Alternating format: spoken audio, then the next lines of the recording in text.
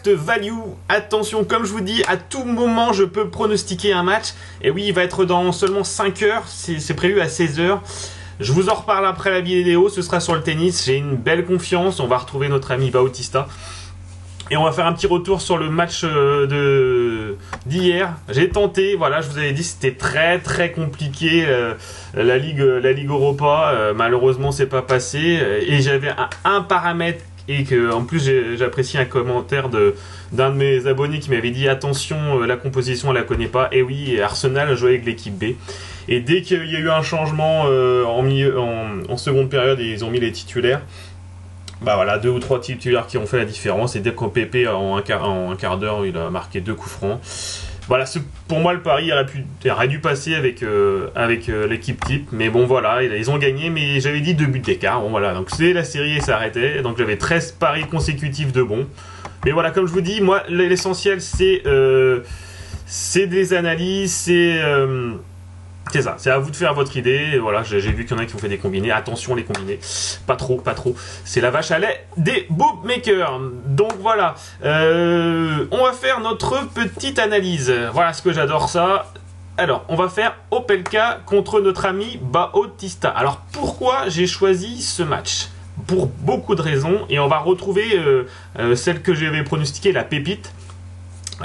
Justement contre Gasquez qui était passée. Et entre autres, je vais m'appuyer sur ça et pas que. Beaucoup d'éléments en faveur de mon pronostic. Alors, on va regarder comment fonctionne Opelka en ce moment. Alors, on peut regarder donc les compensations directes. Je vous reparlerai après dans la vidéo pour voir mon cheminement d'analyse. On voit que Bautista a gagné très récemment à Shanghai contre Opelka. C'est toujours intéressant. On regarde Opelka. Comment est ce joueur ? Quelles sont ses spécificités? Donc il est en train de jouer des doubles, ça peut être, voilà, c'est un facteur, ça fait des matchs supplémentaires dans les jambes. C'est un joueur d'indoor, un joueur de dur, c'est un serveur, hein, il est costaud. Ses performances, bah, c'est assez mitigé. Oui, il a perdu contre Traveglia, c'est pas un spécialiste. Il s'est bataillé contre Garin 7-6, 7-6, c'est un joueur spécialiste de terre battue aussi. Goffin, c'est pas un spécialiste non plus. Bon, ça reste une surprise quand même parce que voilà, c'était une belle cote, mais par rapport au profil de Goffin, c'est pas un joueur d'indoor non plus. Donc voilà, pour l'instant, c'est assez mitigé, je trouve, hein, ses performances. Voilà, et par rapport à son adversaire du jour, Bautista, qu'est-ce que ça donne? Bah lui, hein, c'est un joueur complet, hein, on peut voir, un quart de finaliste l'année dernière, donc voilà, il a fait égaler sa performance. Gasquet, il a souffert au deuxième set. C'est vrai que Gasquet a fait un bon match, hein, il a bien servi, et dès qu'il a moins bien servi, bah, il a fait la différence, hein, Bautista. Et ses performances sont plutôt correctes. Et je vais vous dire pourquoi. Alors, je me suis appuyé sur mon analyse sur leur dernière rencontre. J'ai regardé, vous voyez, j'ai plusieurs bases. Hein. Je regarde aussi SofaScore des fois.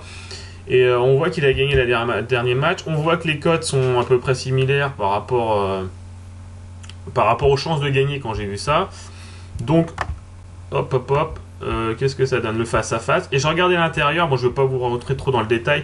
Mais en gros...